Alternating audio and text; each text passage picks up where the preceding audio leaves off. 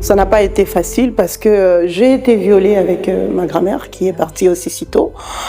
Il fallait que j'accepte, mais je vous dis que j'ai accepté. Je dis que j'étais sorcière parce que j'ai été maltraitée, j'ai été frappée, on m'a coupé. Bonjour à tous, bienvenue sur votre émission Emma, écoute-moi aussi, l'émission qui vous donne la parole. Aujourd'hui, j'ai le plaisir de recevoir Zenobita Maganga Janine, qui est une femme qui a vécu des situations extrêmement difficiles au cours de sa vie. Parce que c'est moi la victime, donc voilà.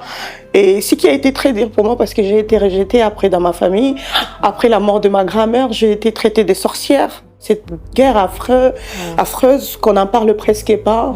Le Congo est inaudible. Il y a des femmes qui continuent encore de se faire violer.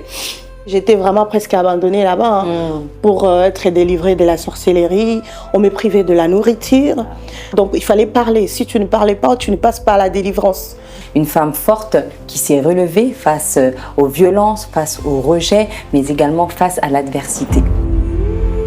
Si tu as envie, parce que je ne crois pas, c'est vrai que c'est trop dur à les croire. Si tu vas voir ces messages, j'ai envie de te parler, j'ai envie de me dire qui je suis, qui était ma mère en fait. Je ne crois pas à ta mort. Lèvons-nous, battons-nous pour notre pays. Notre pays est en danger. Si on ne se lève pas aujourd'hui, nous sommes en voie de disparition et notre pays va disparaître. Elle est là pour nous parler de son parcours, de son expérience de vie et surtout de ses engagements politiques, car elle est également militante pour le Congo. Tu couches avec des gens dehors et tout ça, tu couches avec eux et tout ça, en plus tu prends des photos sexy, tu envoies au mec et tout ça. Il va me demander aussi de lui faire des fellations. Parce que j'ai été violée avec ma grand-mère qui est partie aussi si tôt. Et je me suis dit, allez vas-y, vas-y. On s'est fait attaquer, j'ai jamais vraiment eu peur, j'ai juste eu de l'adrénaline. Bonjour à tous, bonjour à tous. J'ai couché avec une personne avant le mariage. Et écoute-moi aussi. Bonjour Janine. Bonjour Emma. Alors merci beaucoup d'avoir accepté notre invitation.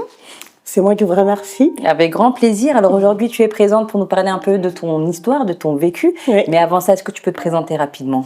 Je m'appelle Maganga Zenobita Janine, mais je préfère qu'on m'appelle Zenobita. Je vais vous expliquer pourquoi, parce que c'est une façon de rendre hommage à une grande dame pour moi, un modèle qui est ma grand-mère. Donc tout le monde m'appelait Janine. Elle aimait bien m'appeler Zenobita, elle trouvait ça joli, beau et original. Donc là, pour lui rendre hommage, je préfère qu'on m'appelle Zenobita, pour rendre hommage à cette femme qui m'a aimée inconditionnellement. Voilà. Une femme qui t'a accompagnée aussi. Qui m'a accompagnée. Oui, elle a été là pour moi, bien qu'elle est partie si tôt. Et voilà, c'était une femme qui m'aimait inconditionnellement. D'ailleurs, depuis qu'elle est partie, je ne me sens jamais aimée. Donc, pour rendre hommage à ma grand-mère, donc je préfère qu'on m'appelle Zenobita. Et à chaque fois qu'on m'appelle Zenobita, je la vois et je pense à elle. Et c'est elle ma force, je pense qu'elle fait aussi mon guide. Une très belle preuve d'amour. Ouais. Avant de rentrer dans le vif du sujet, qui est ton histoire, parce que tu as une histoire quand même lourde, importante, poignante, j'aimerais comprendre un peu dans quel contexte familial tu as grandi. En fait, mon enfance n'a pas été très facile. J'ai grandi, déjà je vais dire, j'ai grandi dans une famille très modeste, avec ma grand-mère, parce que j'ai perdu ma mère, elle avait 28 ans. D'accord, très jeune. Oui, très jeune, elle avait 28 ans. D'ailleurs, elle a été assassinée devant moi. Ah oui. Et mon père était militaire, je ne l'ai pas connu. Donc voilà, je suis restée avec ma grand-mère. Il y avait aussi mon oncle du côté de ma mère qui d'ailleurs devait prendre soin de moi et de nous, parce que c'était lui les garçons, l'homme de la famille. Donc il est parti aussi juste après la mort de ma grand-mère. Il s'est enrôlé dans l'armée parce que voilà, un peu pour se venger de la mort de sa sœur, parce que ma mère elle s'occupait de sa famille, elle était là, voilà. Et il est parti, mon oncle aussi. Depuis là, je l'ai jamais revu. Aujourd'hui, grâce aux réseaux sociaux, quand même, j'arrive à lui parler. Et puis voilà, jusqu'aujourd'hui, il est toujours dans. Oui, on est en lien et il est toujours dans cette guerre qui sévit à l'est de la RDC depuis plus de 3 décennies. Donc voilà. une guerre aujourd'hui qui impacte toute une vie, Oui, qui a oui. impacté ta vie Oui. notamment Oui. aujourd'hui. Comment est-ce que tu as vécu, parce que tu m'as dit que ta maman a été assassinée devant toi, comment est-ce que tu as vécu ça? Est-ce que tu as des souvenirs déjà? Parce que tu étais très jeune. Oui, j'étais très jeune, je n'ai pas beaucoup de souvenirs, mais j'ai quand même quelques souvenirs parce qu'après la mort de ma mère, ça n'a pas été facile parce que j'ai été violée avec ma grand-mère qui est partie aussi si tôt. Voilà, ça c'est aujourd'hui que je commence à comprendre parce que je suis très engagée sur la cause de violences faites à la femme et sur la paix, donc parce que je suis militante aussi, je suis élue au Conseil national des mouvements de la paix. Je suis très engagée parce que ça me concerne personnellement, et si je directement le fais, aussi. et directement, et si je le fais aussi, pas seulement pour moi, pour mon pays, pour de milliers de victimes qui sont abandonnées à leur propre sort. Et surtout, il y a personne qui vienne vraiment en aide de toutes ces personnes-là. Aujourd'hui, comme je suis cette enfant victime de guerre, de moi d'ailleurs qui croyais que c'était que ma mère que je perdais dans cette guerre. Là, je suis à la recherche de mon identité. Je voulais un peu reprendre contact avec mon père s'il existait. Donc, j'ai essayé de reprendre contact avec mon oncle paternel. Donc, mon père, je viens d'apprendre aussi que mon père est parti dans cette guerre. C'est quelque chose qui est très difficile parce que je viens de l'apprendre il n'y a pas très longtemps. J'imagine. Et je trouve que, parce que je voulais vraiment comprendre et savoir qui je suis à la recherche de mon identité. Bien sûr. Parce que c'est très compliqué, je ne sais pas. Il n'y a pas très longtemps, je suis passée c'était dans une conférence, j'avais fait aussi une vidéo que je parlais de mon histoire, de ma vie, que j'ai perdu ma mère, j'avais 7 ans ou 9 ans, quelque chose comme ça. Très jeune. Très jeune, et il y a ma tante, une tante d'ailleurs, il y a une histoire de rire, je vais vous expliquer. Elle m'appelait pour me dire que non, tu sais, ta mère, elle a été tuée, tu n'avais pas peut-être 7 ans, peut-être c'est 9 ans. Donc, tout ça, ça me perturbe parce que je ne sais pas vraiment qui je suis. Parce que cette famille-là, la famille de ma mère aussi, c'est qui a été très dur pour moi parce que cette famille m'a rejetée juste après. J'imagine. Donc, j'étais perdue complètement. Je voulais vraiment savoir. T'es délaissée, donc ça a été une enfance très compliquée pour toi. Très difficile. T'étais seule, t'as vécu énormément de choses, J'ai vécu des choses qui t'ont tuée, si je puis dire ça, en tant que personne. Aujourd'hui, t'as été également victime de viol avec ta grand-mère. C'est quelque chose de très grave. Est-ce que tu peux revenir un peu sur cette expérience-là traumatisante que tu as dû vivre et subir? Au fait, des fois, je n'aime pas, j'en ai tellement parlé, mais comme j'aimerais bien passer un message et les combats que je mène, parce que c'est tout ce que je traversais qui a fait de moi ce que je suis. C'est tout ce que j'ai traversé qui fait de moi la guerrière que je suis, parce que je n'aimerais pas que cela arrive, bien que ça arrive encore, parce qu'aujourd'hui, il y a encore cette guerre affreuse qu'on n'en parle presque pas. Le Congo est inaudible, et il y a des femmes qui continuent encore de se faire violer. Donc, toutes ces choses-là, ça me traumatise encore. Et ce qui a été très dur pour moi, parce qu'avant, j'arrivais pas à comprendre. Moi, ce qui m'a beaucoup touchée, qui m'a traumatisée, qui m'a fait mal jusqu'à aujourd'hui, je continue à en souffrir. C'est le rejet de ma propre famille. Oui. Quand nous t'as pas été accompagnée. J'ai pas été accompagnée. Tu as été crue déjà sur ça? Non, en fait, déjà, c'est interdit. Même quand je passe dans des médias comme ça, on me dit pourquoi tu dis ce genre de choses. Personne ne voudra de toi, tout ça. Moi, je ta famille. Oui. Moi, je me que la honte change de camp, en fait. Bien sûr. Parce que c'est moi la victime. Donc, voilà. Et ce qui a été très dur pour moi, parce que j'ai été rejetée après dans ma famille. Après la mort de ma grand-mère, j'ai été traitée de sorcière. On m'a traitée des sorcières, on a dit que c'est moi qui a tué ma grand-mère.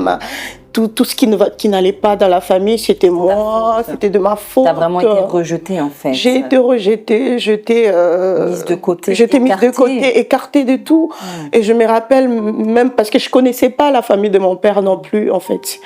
Ça a été très difficile aussi, quand je fais connaissance avec la famille de mon père, d'être acceptée.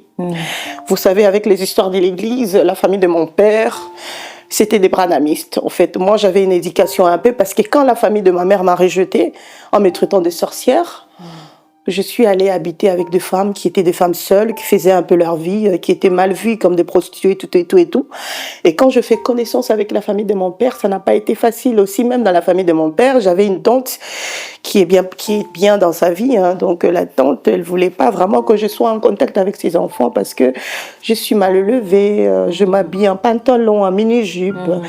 Donc voilà, il y a beaucoup de choses. J'ai eu une enfance très très difficile. Très difficile. Très c'est difficile. ça que j'ai compris Là- par rapport à ton histoire aujourd'hui.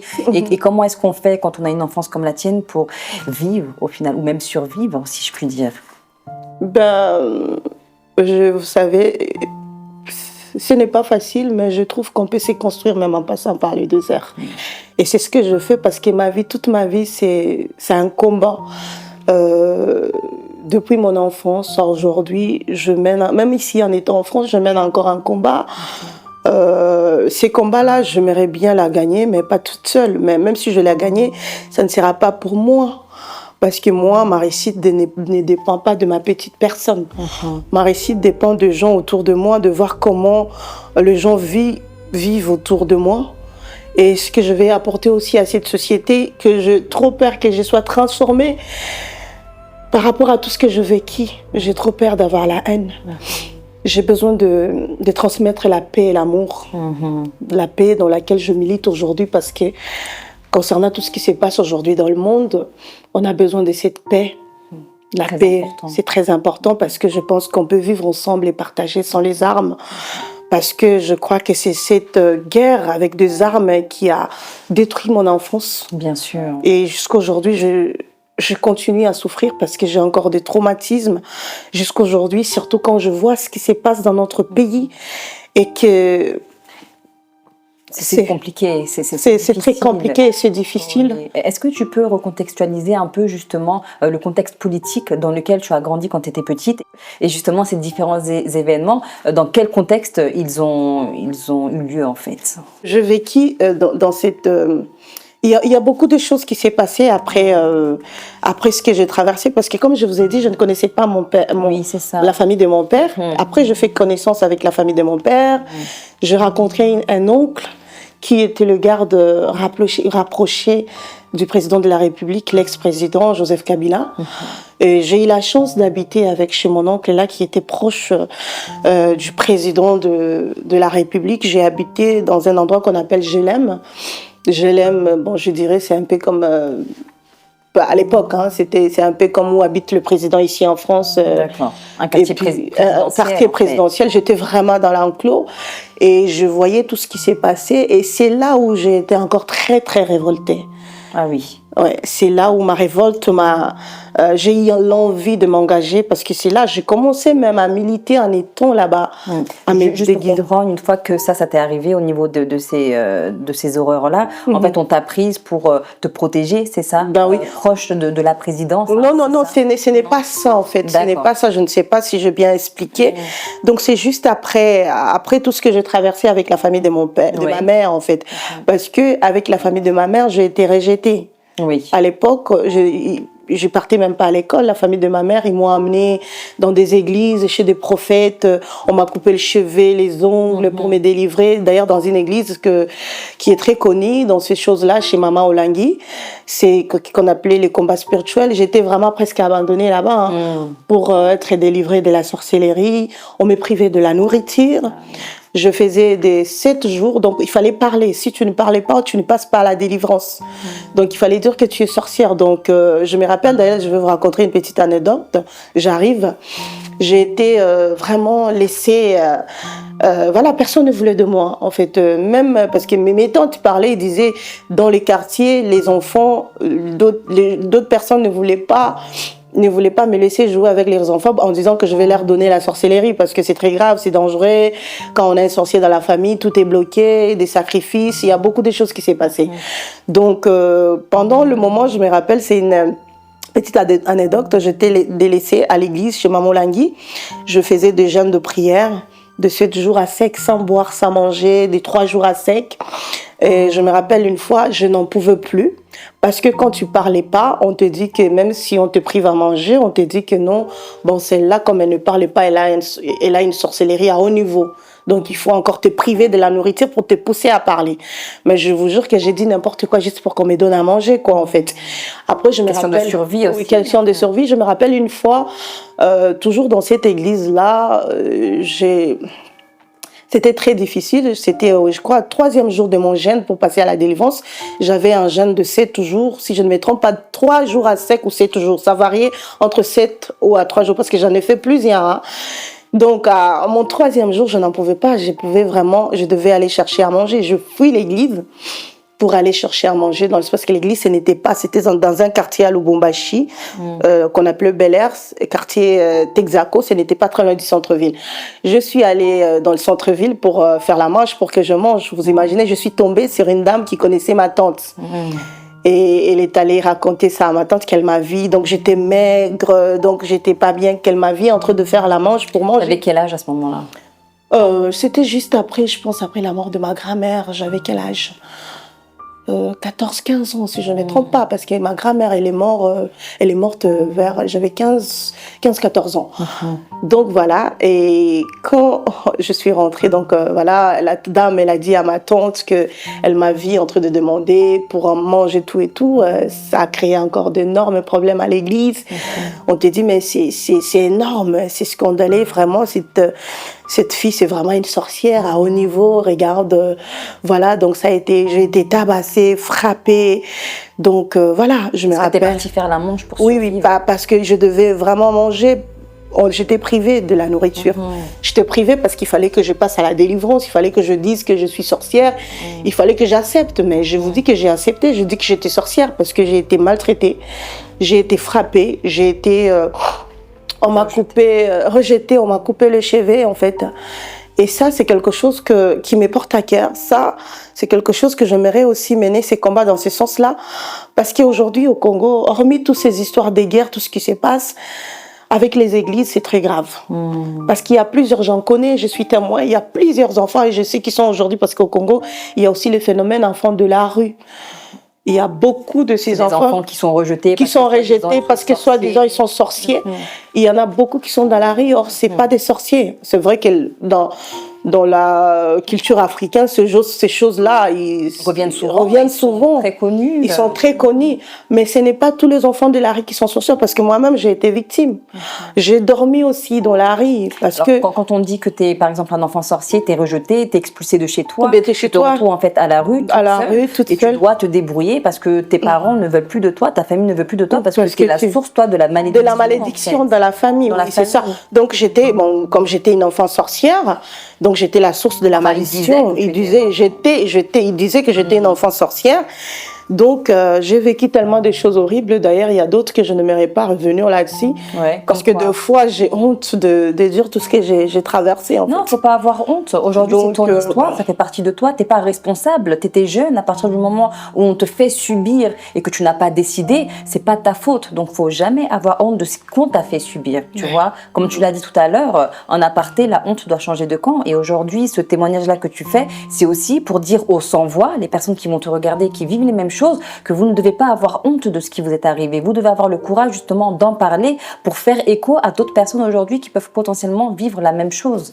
Et c'est très courageux de ta part aujourd'hui. Donc par rapport à ces 15 années que tu as vécues avec ta grand-mère, ça a été très compliqué, ça a été très douloureux pour toi, je peux le voir. Tu as été une enfant qui a été combattue dès ton jeune âge. Et qu'est-ce que la mort de ta grand-mère a fait pour toi? Qu'est-ce que ça t'a... Enfin, comment dire ça? Comment est-ce que ça t'a impacté? Voilà.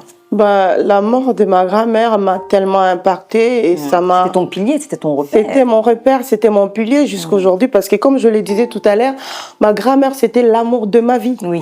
Je ne connaissais personne d'autre. Même quand j'étais petite, on a dit que c'est elle qui m'allaitait parce que ma mère, voilà, elle n'avait pas le temps. Voilà, c'est ma grand-mère vraiment. Elle était là sans être là. Elle était là sans être là. C'est ma grand-mère qui s'occupait de moi. Donc ça m'a beaucoup touché la mort de ma grand-mère. J'étais vouée à moi-même. J'étais vouée à moi-même, tout le monde ne voulait pas. En plus, à l'époque, je ne connaissais pas encore la famille de mon père, en fait. Oui, donc tu étais vraiment seule. J'étais seule, en fait. À l'église, je partais dans une église. En fait, je me rappelle une fois où ma grand-mère m'a laissée dans une... Pas ma grand-mère, mes tantes, ils m'ont laissée dans une église chez une dame très loin. C'était vers les eaux, à Lubumbashi, là-bas. Je me rappelle cette femme. J'étais là, comme ça, abandonnée. Elle me donnait juste de légumes le soir, de l'eau. En plus, à un moment donné, elle aussi, elle me disait, il faut boire. Elle me faisait boire du thé rouge pour dire que c'est le sang de Jésus. Et le thé que je buvais, il fallait vomir tout ce que j'avais mangé dans la sorcellerie. Elle me trempait dans l'eau. C'était vraiment... C'est horrible. Ça m'a... C'est horrible. Et tu as eu tout des ça. traumatismes sur J'ai vraiment eu des traumatismes. Et puis, ça, c'est là où... je me disais, j'avais vraiment envie de rejoindre ma grand-mère. Elle me manquait tellement. Et quand je pleurais, je ne voyais pas, il n'y avait pas de porte de secours. Et aujourd'hui, même en état, là, je me dis, mais comment est-ce que je suis arrivée? Comment, en fait? Parce que ça a été très dur. Personne ne voulait de moi. Donc, tu as vécu le rejet tout au long de ta vie. Les rejets tout au long de ma vie. Comment est-ce qu'on se sent quand on vit ces choses-là? On se sent juste humilié, seul, abandonné. On se sent, voilà... sans aucune importance. Je me sentais insignifiant, méprisée. Et voilà, j'étais vouée à moi-même. J'étais toute seule. Et tu te demandais même si tu avais la légitimité de vivre. Vivre, parce que je me dis, est-ce que ça vaut le coup de vivre? Parce que ma vie, je me disais, ça vaut pas le coup. Ma vie, tout était difficile et rien ne marchait. J'étais abandonnée, vouée à moi-même. Personne ne voulait m'écouter, personne ne croyait. Donc vraiment, c'était très compliqué. Surtout... moi, j'en vais, et je ne sais pas si je vais dire ça, j'en vais un peu aller à des églises aujourd'hui dans notre pays et que ces églises-là jouent un grand rôle aujourd'hui.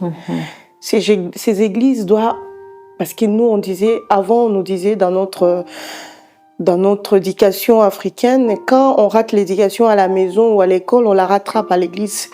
Aujourd'hui, c'est les églises qui détruisent. En fait, ce n'est pas pour parler un mal de l'église. Mais c'est ce que tu as vécu. Que je vécu en tant que jeune fille. Les églises, moi je suis croyante, je crois vraiment fermement en Dieu. En Dieu, je crois aujourd'hui, mais je ne crois aucune religion aujourd'hui parce que c'est toutes ces religions qui m'ont fait subir ce genre de choses. Je crois à la nature, je crois à de belles choses et à des belles personnes aussi. Il y en a encore même dans ce monde qui semblent pas être bien, mais il y a des gens justes et honnêtes. Je crois à cette divinité, à l'amour de l'autre, à cette spiritualité. Donc voilà. Mais je ne crois à aucune religion, je ne crois à aucune église, je ne crois même pas au pasteur parce que aujourd'hui, quand je regarde la façon dont j'ai grandi et comment je me comporte aujourd'hui, des fois je me trouve sainte plus que le pasteur qui m'ont maltraitée en me traitant de sorcière. J'ai accepté, je dis que j'étais sorcière. Je n'ai jamais été sorcière, je ne sais même pas comment on sacrifie quelqu'un en fait. Et je ne vois pas pourquoi je vais sacrifier la personne qui était la plus importante pour moi. Et depuis qu'elle est partie, je pense que je n'ai pas de repère. Et c'est aujourd'hui, je le sens encore au plus profond de moi, que voilà pourquoi je m'engagerai, hormis tout ce que je fais concernant la paix, je m'engagerai aussi concernant ces sens-là. Aujourd'hui, il y a beaucoup des enfants de la rue au Congo, je le précise. Ils ont été rejetés parce qu'on les a traités des sorciers. La plupart, c'est pas des sorcières, c'est des églises. Et c'est un fléau aussi parce qu'aujourd'hui, on enlève un enfant de sa famille sous prétexte qu'on l'insigne en disant que c'est une malédiction, c'est quelqu'un voilà qui va apporter le malheur chez lui, alors que pas du tout. Comme toi, par exemple, on incrimine un enfant qui n'a même pas la connaissance, la conscience de qui il est, qui est fait d'amour, parce que quand tu es enfant, tu es amour, et on t'incrimine juste parce que peut-être un pasteur vient te dire ah voilà un tel est sorcier et sorcière ou j'ai vu ça dans un songe ou quoi qu'est-ce, et on arrive en tant que parent à rejeter sa progéniture, ce qui vient de toi en fait. C'est ce qui est très grave encore, il y a même des parents, il y a des parents qui rejettent leurs enfants, il y a des enfants qui rejettent leurs parents, parce que ça va dans tous les sens. Tu peux aller chez un pasteur, un enfant, tu pars voir un pasteur, le pasteur il te dit ta vie ne va pas parce que c'est ta mère qui bloque, elle est sorcière ou ton père. Ça va de deux côtés, de tous les sens en fait. Donc c'est un fléau, surtout en Afrique, c'est très grave avec les pasteurs. Les pasteurs, ils en ont pour beaucoup, je dis ils en ont responsables de beaucoup de choses. Et est-ce qu'ils ne joueraient pas peut-être aussi de leur pouvoir, de leur puissance? Oui, de leur influence, parce qu'ils ont, ils jouent aussi de ça. Mais ces gens-là, moi je vous dis, j'ai passé presque la moitié de ma vie, même ici en étant en France, je vais à l'église. Je passais la moitié de ma vie en allant à l'église, mais je vous dis aujourd'hui, en comprenant ce que j'ai compris, il n'y a rien de Dieu dans certains pasteurs, en fait. Je ne mélange pas tout, mais il n'y a rien de Dieu, en fait. Parce que j'ai compris certaines choses et aujourd'hui, je me trouve beaucoup plus proche de Dieu et je marche dans la crainte et dans la sincérité plus que certains pasteurs qui m'ont traité de sorcière. C'est quelque chose qui t'a impacté, je sens. Non, ça m'a beaucoup impacté, en fait. En quel sens?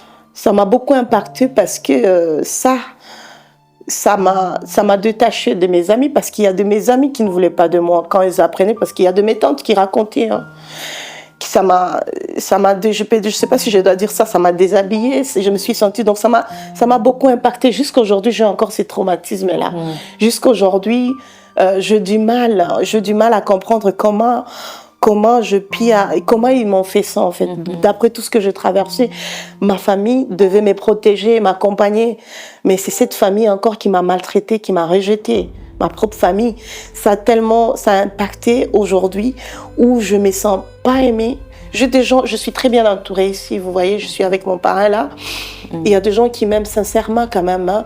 Il y a des gens, aujourd'hui j'ai du mal à aimer, j'ai du mal à je ne sais pas comment, je suis traumatisée, c'est compliqué. Oui, c'est un traumatisme. C'est un traumatisme. Par rapport à tout ce que tu as vécu aussi, c'est pas évident. Peut-être le temps aussi que tu te reconstruises et que tu te recentres sur toi-même, peut-être, par rapport à tout ce qui t'est arrivé, que tu acceptes, que tu pardonnes, peut-être, et que tu arrives à aller de l'avant en t'aimant aussi. Parce qu'il y a peut-être une part de rejet de toi-même par rapport à qui tu es, par rapport à tout ce que tu as vécu. Donc, tant que ça, peut-être, ce sera pas pensé, ce sera pas guéri, ça restera peut-être compliqué. Ben oui, c'est vrai, parce que comme tu viens de le dire, Emma, c'est vrai que je dois me pardonner à moi-même et je dois arrêter parce que des fois, je me culpabilise. Oui. En fait, je me dis souvent que peut-être c'est à cause de moi, parce que ça ne va pas, tout et tout. Il faut que j'arrive à me soigner, à accepter, à dire que c'est moi qui étais victime dans tout ça. Exactement. Il faut que j'arrête de me culpabiliser, parce que jusqu'aujourd'hui, je me culpabilise beaucoup. Et il faut vraiment que j'arrive, parce que ça demande beaucoup de travail. Ce n'est pas facile, vous savez, c'est difficile de guérir les blessures d'enfance. Que je continue, c'est aujourd'hui, parce que ça se remémore encore, ce n'est pas encore cicatrisé. Aujourd'hui, je comprends certaines choses qui m'arrivaient, je me disais que c'était pas normal. C'est aujourd'hui, ça fait encore beaucoup plus mal, parce que j'arrive à comprendre certaines choses que j'ai traversées, qui m'est arrivé, c'est pas normal. J'arrive à comprendre aujourd'hui que la guerre qui se vit à l'Est, dans notre pays, au Kivu, les femmes violées, tous ces gens-là, c'est vraiment, tout ça, c'est maintenant que je commence à comprendre que ces gens-là n'en ont rien concernant ce qui se passe. Ces gens-là, comme moi, on a juste besoin de vivre notre vie tranquille, en paix. Et c'est aujourd'hui que quand je comprends, et ça me fait encore plus mal, surtout que je me sens incapable de faire quoi que ce soit. Vous voyez ce que je veux dire? Parce que j'ai envie de sauver ces femmes, j'ai envie de faire quelque chose, d'apporter une solution quand je suis dans l'impuissance. Et c'est tout ça qui me fait encore mal, en fait, parce que j'ai vraiment besoin d'apporter quelque chose. Voilà. Donc c'est vrai que par rapport au décès de ta maman, de ta grand-mère, pardon, ça a été pour toi la terre qui t'est tombée dessus, un peu en ce sens.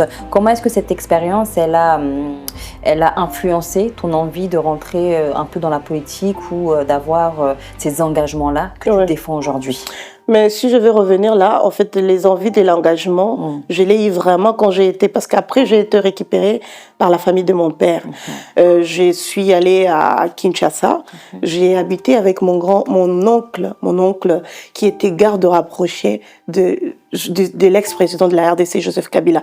J'ai vraiment habité dans l'enclos et je vécu vraiment dans ce milieu très politique où je voyais les présidents sortir, rentrer, je voyais sa femme, ses enfants. Donc mon oncle, il était vraiment proche. Il était les gardes rapprochés. C'était la première ceinture, parce que c'était les rapprochés qui habitaient donc dans la parcelle du président. D'accord. Donc ça, c'est ça qui m'a encore révoltée, parce que je voyais la façon dont les gens vivaient, je voyais ce qui s'est passé aussi au Kivu, à l'Est, qu'il n'y avait vraiment pas cette prise de conscience, il n'y avait pas vraiment les gens qui s'engageaient sérieusement pour arrêter toutes ces choses-là.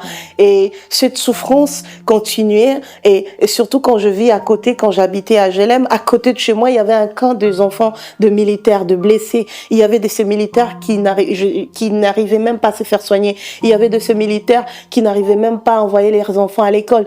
Et je me rappelle, à l'immeuble où on habitait, deux fois, il n'y avait pas l'eau qui montait. Et voilà, il y avait de ces enfants, de ces militaires qui montaient pour puiser de l'eau. Ils nous faisaient monter des bidets d'eau. On les donnait les 500 francs, tout et tout. Et moi, je partais en bas là-bas pour me faire tresser. Et je regardais la vie que menaient ces gens qui étaient juste à côté du président de la République. Donc là, ça m'a encore beaucoup plus révoltée. Et c'est là où vraiment je pris l'engagement. Je me dis, il faut vraiment que je m'engage. Il faut que je puisse faire quelque chose. Il faut vraiment que je puisse aussi m'engager étant jeune pour pouvoir peut-être sensibiliser cette jeunesse qu'on ne peut pas applaudir des gens qui ne foutent rien pour nous. On ne peut pas accompagner les gens qui ne nous sécurisent pas quand on meurt. On ne peut pas aller de... Et donc voilà, ça, c'est ça qui a bouleversé quand j'étais là-bas, parce que là-bas, franchement, c'était un peu le pont entre la population délaissée et la population qui était acclamée, mise en avant. En fait, parce que je connais quand même la vraie vie, parce que j'ai eu les up-down de la vie. J'ai eu une enfance difficile tout d'un coup. Après, j'ai quitté Lubumbashi. D'un coup, je suis tombée à Jélem, c'est les palais présidentiels où habitait Kabila, Joseph Kabila, sa femme. Il y avait mon oncle, je le voyais sortir, je le voyais deux fois, il partait, il dormait là-bas, il revenait des jours après, je voyais, il voyageait avec le président de la République. Il y avait peut-être un manque, est-ce que tu penses qu'il n'y avait pas peut-être un manque de prise de conscience par rapport aux réalités oui, il y avait... Congolais vivent. Mais oui, jusqu'aujourd'hui, il y a un manque de prise de conscience. Parce que moi, je ne comprends pas aujourd'hui cette jeunesse qui applaudissent les gens qui font la fête pendant qu'il y a de milliers de morts au Kivu.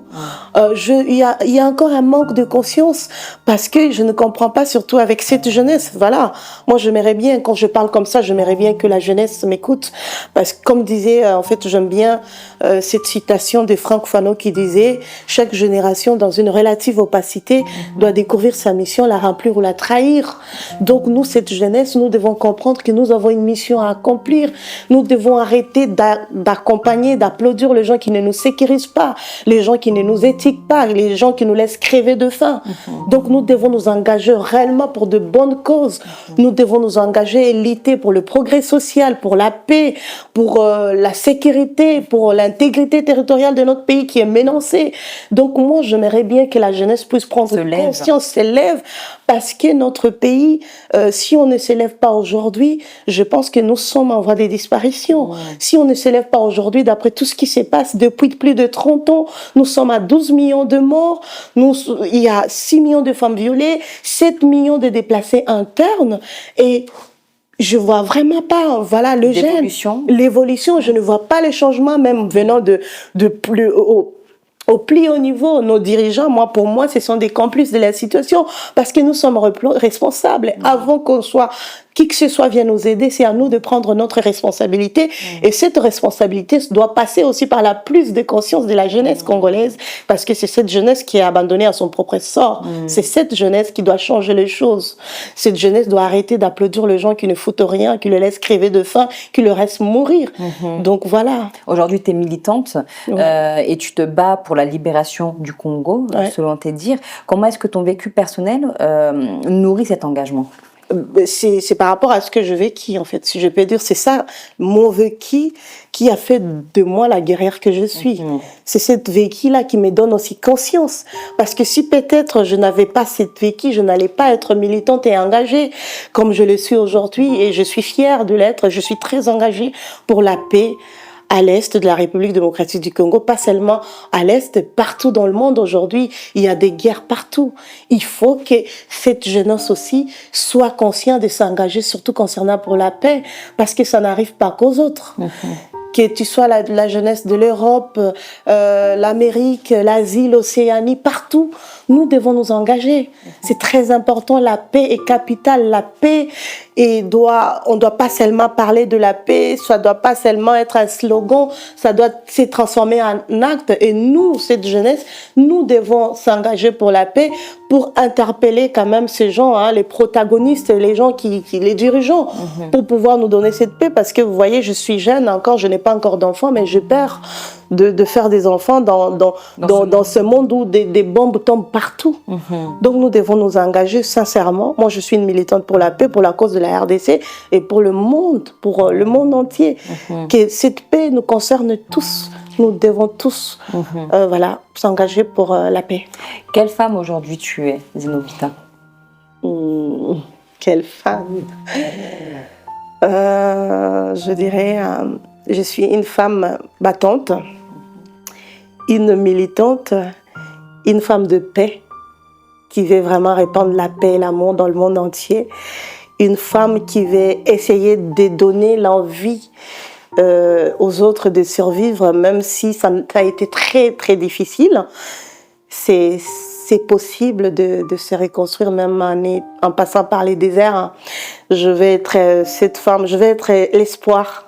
Je vais donner l'espoir surtout à toutes ces femmes violées partout où elles se trouvent. Donc voilà, je suis cette femme-là qui veut donner espoir. Parce que sans espoir, il n'y a pas de vie. Donc voilà. Aussi une femme d'amour, je le ressens. Une femme d'amour, oui. Voilà, j'ai envie de transmettre ça, j'ai envie de transmettre la paix et l'amour surtout. Parce que tu ne l'as pas eu. Oui, je ne l'ai pas eu, oui. Dans ma vie, je ne l'ai pas. D'ailleurs, jusque-là, j'ai du mal, donc voilà. À croire en l'amour. À croire à l'amour. Et en amitié peut-être aussi. En amitié peut-être, je crois, parce que franchement, j'ai vraiment... rencontrer des personnes qui m'ont accompagnée. Par exemple, mon parrain, on s'appelle camarade. Mes parents, ils sont tout pour moi. Et j'ai vraiment besoin de croire aussi à cet amour-là, parce que par rapport à tout ce que je traversais, deux fois, j'ai du mal à croire, en fait. Donc, c'est quand même assez incroyable comme histoire, comme parcours de vie. Donc, félicitations à toi pour ce courage-là que tu as. Tu as eu des tentatives de suicide. Oui, j'ai eu des tentatives de suicide 3 à 4 fois. 3 à 4 fois. Oui. Mais d'ailleurs, la dernière, j'ai été sauvée par mon parrain qui est là, Daniel. Et je vous dis que si j'étais partie ces jours-là, on allait partir avec Daniel parce que lui, il était juste devant moi. C'était au 7e niveau. En fait, si j'étais partie, j'allais pas partir toute seule. J'allais partir avec lui. Ah oui. Tu voulais sauter en fait. Je voulais sauter. Et c'est lui qui est venu me rattraper. Et c'est lui qui m'a sauvé la vie. Et il continue à me sauver parce que c'est grâce à lui et avec toutes ces personnes qui m'ont fait rencontrer que je tiens encore. Et je reste combative et j'espère que je vais y arriver un jour parce que ce n'est pas encore facile pour moi. Je continue à me battre, j'ai encore d'énormes combats à mener. Bien sûr. Et j'espère que je vais y arriver, je continue parce que la seule chose qui peut m'arrêter, c'est la mort. Et j'espère que je trouverai les gens autour qui vont me donner la force et l'envie de continuer. Et surtout, j'ai envie de continuer parce que j'ai des projets, j'ai des envies d'aider toutes ces femmes. Et concernant ce que je fais à l'Est et avec mon association ISAP, tout et tout, si je ne suis pas là. Donc je crois qu'il faut vraiment que je tiens. Je tiens et que j'arrive à m'en sortir victorieuse dans ces combats qui est énorme devant moi. C'est ça, exactement. Et justement, quand tu as ces idées-là de suicide, qu'est-ce qui te pousse à passer à l'acte? Qu'est-ce que tu te dis en fait? Dans quel état tu es? Est-ce que c'est de la dépression? Est-ce que c'est un ras-le-bol aussi d'avoir trop souffert? Ouais, c'est un ras-le-bol d'avoir trop souffert parce que vous savez, quand j'ai quitté mon pays, je croyais que ça allait être peut-être pour moi facile en fait. Parce qu'en arrivant en France aussi, il y a beaucoup de rejets, hein, vous voyez, avec tout ce qui se passe, l'immigration, tout et tout. Et quand je regarde mon parcours et tout ce que j'ai traversé, je me dis mais c'est pas possible que je continue à chaque fois. Encore des difficultés, c'est le ras-le-bol parce qu'à chaque fois, tu as une barrière, tu as une difficulté, tout te retombe dessus quoi. Tu vois tout ce que tu as traversé, tu te dis mais ça vaut pas la peine parce que peut-être devant moi il y aura encore pire. Ça sert à rien de continuer en fait. Ou peut-être que c'est le contraire, que c'est tellement glorieux, que c'est tellement incroyable qu'il faut que tu passes par là pour réussir à avoir ce qu'on a pour toi. Bien, je pense. Alors aujourd'hui, tu es en train d'écrire un livre sur ton parcours et sur les enjeux liés à la guerre au Congo aujourd'hui. Quelle est ta source d'inspiration et qu'est-ce que tu veux véhiculer à travers cet ouvrage? Je vais véhiculer, par exemple, tout ce que je viens de dire là. Donc, ma source d'inspiration, voilà, c'est ce que j'ai vécu. Et puis, tout ce que je vois aujourd'hui dans le monde, surtout concernant la guerre, en fait. Donc, mon histoire, ma vie, c'est mon inspiration. Je pense que je dois parler, je pense que je dois me faire écouter et surtout parler à cette jeunesse, la jeunesse congolaise. Cette jeunesse doit prendre conscience, je l'ai dit tout à l'heure, cette jeunesse doit arrêter d'applaudir les gens qui ne les sécurisent pas, qui les laissent crever de faim. Cette jeunesse qui devait s'engager pour de bonnes causes qui les concernent, parce que notre jeunesse, je vous l'ai dit, moi ça va faire 5 ans que je suis en France, c'est récent. Je vois et je connais la réalité, j'ai eu les up down de la vie, je connais les deux côtés. J'ai été dans un palais présidentiel, j'ai été dans un bicoque, je vécu, je n'ai pas mangé, je manquais, je connais. Donc c'est tout ça qui inspire et qui est mon histoire. J'aimerais bien le faire savoir. Et je vais surtout écrire sur mon côté de l'enfant sorcière, que j'ai été malmenée, maltraitée de tout, abandonnée de tout le monde. Donc c'est ça d'où je puise mon inspiration par rapport à mon vécu, quoi. Waouh. Un très beau vécu au-delà de ce qui t'est arrivé en termes d'expérience personnelle. C'est assez incroyable. Aujourd'hui, tu es une femme qui est en quête identitaire. Oui. Tu cherches à savoir qui tu es à travers peut-être des liens. Tu essaies de te parce que je suis en quête de mon identité parce que de la façon dont j'ai été abandonnée, parce qu'il faut savoir que j'ai été rejetée des deux côtés aussi, parce que avec la famille de mon père, ça n'a pas aussi été facile. En fait, je suis en quête de mon identité qui est très difficile. D'ailleurs, je ne sais pas si j'aurai à tout récoller, parce que la personne, je croyais qu'il était le mieux placé à m'expliquer. D'ailleurs, je crois pas, je ne sais pas si papa, tu vas me regarder en ce moment, parce que j'ai vraiment envie de te parler. Je viens d'apprendre auprès de papa Richard que tu es décédé il y a plusieurs années. Si tu as envie, parce que je crois pas, c'est vrai que c'est trop dur à les croire. Si tu vas voir ces messages, j'ai envie de te parler, j'ai envie de me dire qui je suis, qui était ma mère en fait. Je ne crois pas à ta mort, je ne sais pas si vraiment tu es mort ou tu es là. Si tu vas me regarder, s'il te plaît, essaie de me contacter parce que je suis en quête de mon identité. Je suis complètement perdue, je ne sais pas qui je suis. J'ai envie de t'écouter, te parler parce que tu es mon père, tu es mon géniteur. Il faut que tu me parles si tu es encore en vie. Parce que je ne crois pas à ce que je viens d'apprendre. J'espère que tu es là, peut-être. Si tu es là, s'il te plaît, cherche-moi, je suis ta fille. J'ai vraiment envie de savoir qui je suis, parce que je suis perdue complètement. Je suis inquiète de mon identité. Je me pose beaucoup de questions dont je n'ai pas de réponse. Et je crois que tu es la seule qui peut avoir une partie de ces réponses que j'ai besoin. S'il te plaît, si tu es encore en vie, recontacte-moi, s'il te plaît. Laisse-toi aller. S'il te plaît. Si vraiment tu as envie, parce que je ne crois pas, papa. Si tu me vois, je suis ta fille aînée, Zenobita Janine Maganga. Essaie de me contacter, s'il te plaît. J'ai besoin de savoir qui je suis pour continuer ma lutte. C'est très important. Papa, s'il te plaît. Un message poignant d'une fille aujourd'hui qui recherche son identité à travers une quête perpétuelle d'amour vis-à-vis de ses géniteurs, vis-à-vis de son papa. Donc un message qui est lancé. Si jamais papa de Janine, papa de Zenobita, tu nous regardes, nous t'invitons vraiment à prendre contact avec elle. On laissera les coordonnées à la fin pour que tu puisses la recontacter. Zenobita, une femme courageuse, une femme qui a énormément besoin aujourd'hui d'une quête identitaire et de savoir qui elle est. Si tu avais un message à faire passer à travers toute cette expérience-là, ce serait quoi? Moi, le message que j'ai à passer, c'est à la jeunesse congolaise parce que ça me tient tellement à cœur, parce que nous devons sauver notre pays. Comme je l'ai toujours dit, ma citation fétiche de Franck Fanon, chaque génération dans une relative opacité doit découvrir sa mission, la remplir ou la trahir. J'appelle cette jeunesse congolaise à la prise de conscience. Lèvons-nous, battons-nous pour notre pays. Notre pays est en danger. Si on ne se lève pas aujourd'hui, nous sommes en voie de disparition et notre pays va disparaître. Jeunesse congolaise, prends conscience s'il te plaît. Lève-toi pour ton pays.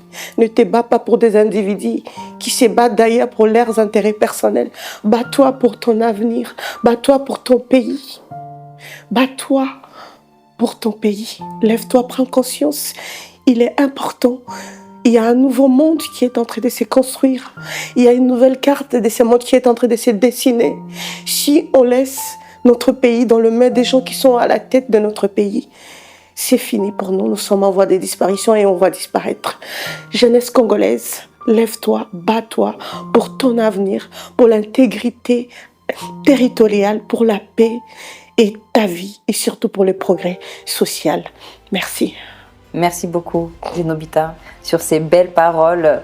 Je vais vous remercier d'avoir regardé cette interview et je vous dis à très vite pour une nouvelle émission de Emma. Écoute-moi aussi. Ciao, ciao. Ciao, merci. Je peux te faire un câlin? Merci.